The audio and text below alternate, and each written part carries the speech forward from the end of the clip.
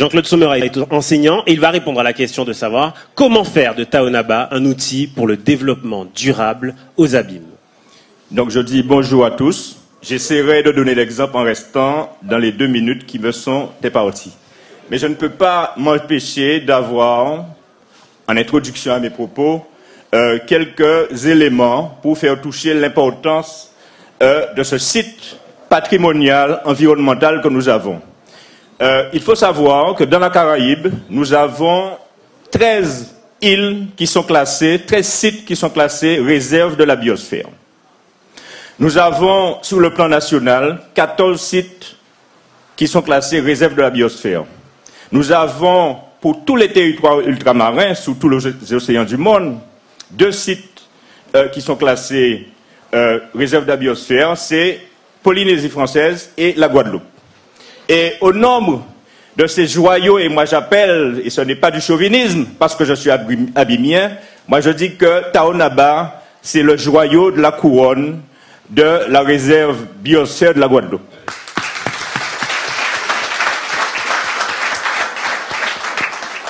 Et pour rester de la métaphore des pierres précieuses, vous savez bien que quand vous avez un diamant brut, vous ne confiez pas un diamant brut à n'importe quel tailleur de pierre.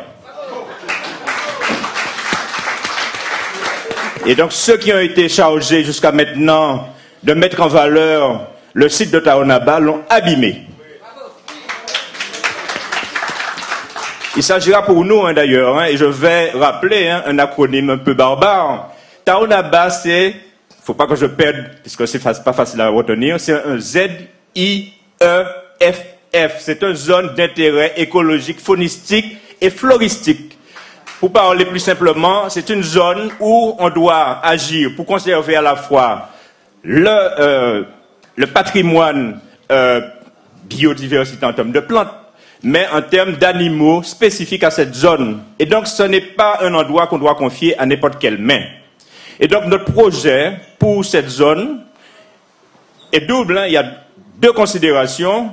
Et d'ailleurs, cette considération traverse, vous verrez au fil des exposés, que c'est une considération qui traverse tout le programme. Nous avons un devoir, puisque comme dit quelqu'un, la terre est prêtée, nous est prêtée, et nous devons la restituer à nos enfants dans l'état où on nous l'a donnée. Et donc, nous allons préserver Taonaba, et de quelle manière? Nous allons faire de Taonaba un site touristique, écotouristique, multipolaire. Et donc, avec l'objectif, bien évidemment, puisque la Guadeloupe a une porte d'entrée, double porte d'entrée, le port, mais nous avons aussi l'aéroport. Et moi, Didier Koffo a l'occasion de le dire tout à l'heure, ce qui me gêne, c'est de voir les gens passer et aller tranquillement vers les sites balnéaires, Saint-François, Gosier, Sainte-Anne, etc. Et donc il s'agira d'ancrer les touristes aux abîmes et de faire de Taonaba un pôle écotouristique multipolaire. Multipolaire pourquoi? Parce qu'il y aura 5 pôles.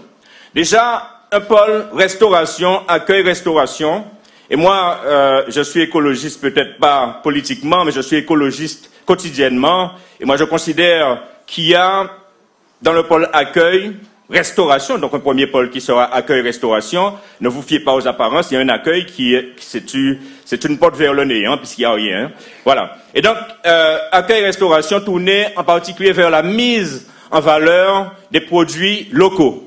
C'est-à-dire d'une agriculture qu'Henri Joseph a appelée une agriculture symbiotique, c'est-à-dire qui ne fait pas usage de produits chimiques, qui est respectueuse de l'environnement, et donc une agriculture qui permettra de mettre en valeur, dans un cadre d'un régime, une terminologie que j'emprunte à nouveau à Henri Joseph, d'un régime caribéen, le fameux régime caribéen qui est connu de tous.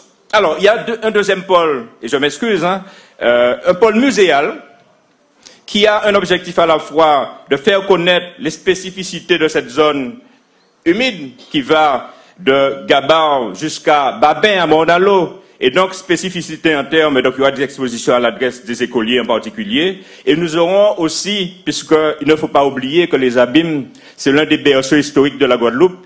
En 1802, quand les esclaves sont partis de Basse-Terre pour venir se battre, pour ne pas ressombrer dans l'esclavage, ils sont passés notamment par Taonaba, Et finalement, après la grande bataille de Bainbridge que tout le monde connaît avec 10 000 morts, je ne vais pas entrer dans ces détails, ce n'est pas le lieu.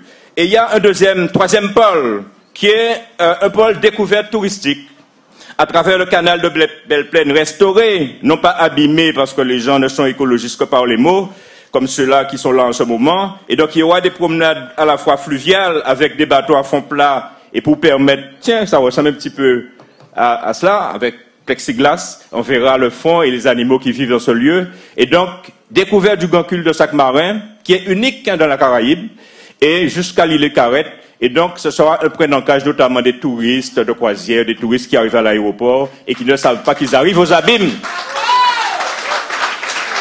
Troisième pôle, quatrième pôle, c'est pas mathématicien, quatrième pôle, un pôle sport et activité nautique, stand-up paddle, yoga, footing, marche sur des caillebotis, etc. Je ne vais pas développer davantage.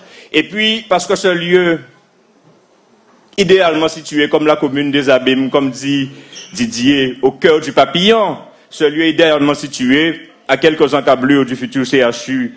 Et donc, c'est un lieu de respiration et c'est un lieu qui a vocation à devenir un lieu d'oxygénation pour tous les Abîmiens. Donc, les amateurs de yoga trouveront là la quiétude nécessaire pour exercer leurs activités préférées. Et donc, dernier pôle, un pôle économique et pédagogique, et ce pôle me tient à cœur, puisque s'adressera en particulier au lycée, il y aura un partenariat, ce que j'aime appeler une sorte d'alliance de compétences autour de ce site magnifique. Et donc, pour rester dans la métaphore initiale de la pierre précieuse, je dirais que la liste Tous pour les Abîmes, c'est le meilleur tailleur possible pour Taonaba, et donc je vous invite tous à voter la liste Tous pour les Abîmes dès le 15 mars. Tous pour le changement.